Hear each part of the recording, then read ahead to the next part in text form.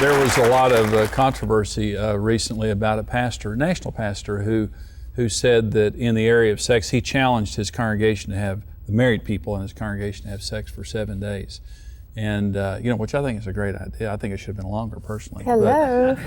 But anyway, he was saying that sex is the super glue, that holds a marriage together. It's the only unique area of marriage, Karen. It's something that is so important for us to understand. And so in this program today, we're talking about striking your sexual match, but we also have some questions from our viewers. This is from Eli, and it says, the pastor of the church I attend considers sex a topic that is off limits and should not be discussed from the pulpit. Shouldn't the church be open to talking about this issue? Well, absolutely. And with respect to the pastor there, I would say that this is our issue. It's the church's issue. And when the church doesn't talk about it, then people have to go somewhere else to get their information. And what we see in today's society is a tremendous amount of disinformation about sex. I think about Hollywood and just the Hollywood morality, which is kind of an oxymoron, is that just showing constant immorality and adultery in television programs and movies and things like that. But the thing that I think is so absolutely deceptive is they don't show you the diseases. They don't show the consequences. They don't show the consequences of unwanted pregnancy, or very, very seldom. They romanticize it. And so when people don't get the right information in the area of sexuality, then they're left to go out and get it on their own. The church really should, I believe, reclaim this as an issue. Obviously, it has to be spoken about appropriately and with the appropriate audience, but I really do believe that the pulpit and the church is the place where we ought to talk about sex and let people know God made sexuality, not the devil. God created it for us to be able, obviously, to procreate, but also to have fun and to have pleasure. And I was talking about this pastor, Karen, that challenged his congregation, the married people in his congregation to have sex for 7 days or whatever.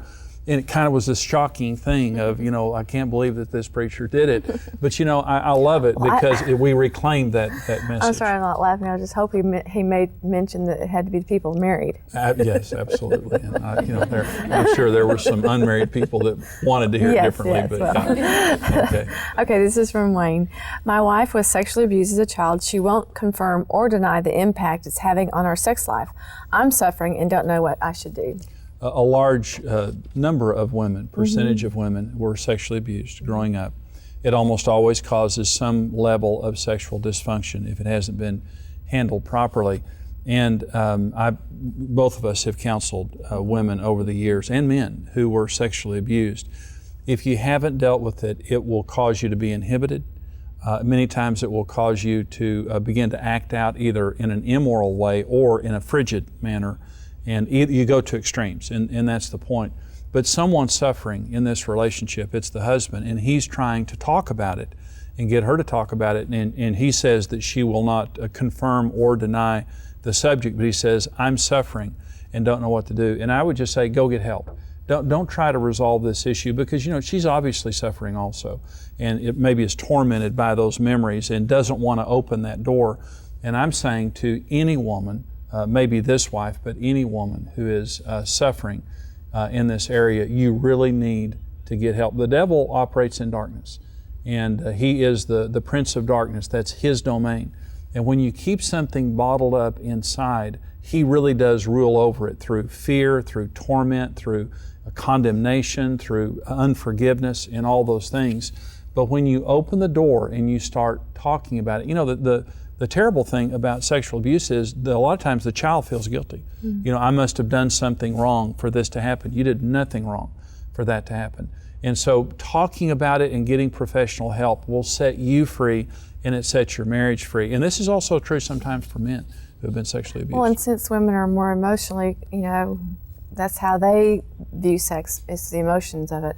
If she's not doing okay emotionally, he needs to look at it from the perspective of, maybe a physical thing for him, but for her it's an emotional. Absolutely. And to have compassion that she really probably does need to get some counseling. And maybe he's coming across demanding and she doesn't feel as though that he cares. Yeah.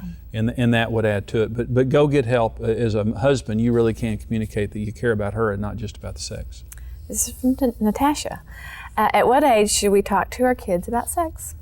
Well, experts differ on this, but most of the experts that I've read say about 8 or 9, probably 10 at the latest, before they enter into puberty. And you have to talk in an age-appropriate way. A lot of times when kids are 4 or 5 years old, they start asking questions, and they need to have their questions answered in an age-appropriate manner. But when children are 8 or 9 or 10, they're the most open to the information. They need the information because young girls today, Karen, are going into puberty at younger and younger ages. And little boys not as much, but little girls do. Once they go into puberty, they become embarrassed about it, much more closed off, and less open to discussing it. But before they go into puberty, when they're 8 or 9 or 10 years old, they are interested in the information, they're open to the information. A lot of times they're a lot less embarrassed. And then they go into puberty and they have been empowered by that information. And, again, there are a lot of different, people and institutions around that want to teach our children about sex, but a parent is the most, really the most powerful and important source that a child has. And I think if most parents got involved in their schools to see what their kids were being taught, that's right, they would be so outraged that they would make sure that they were the ones telling their kids about sex. That's exactly right. It's amazing sometimes what public schools are teaching in the area of sexuality, especially in the day that we live in. And some are very, very good, but some are not as good. But you need to be involved in that area of your child's life. Thank you for joining us. Experience the life-changing series Sex, Love, and Communication on CD or DVD. Follow your interests and get social by connecting with Jimmy and Karen and the Ministry of Marriage Today on Twitter. Marriage Today's latest book, Lifelong Love Affair, is an essential tool couples can turn to again and again for inspiration and strength. Order your copy today.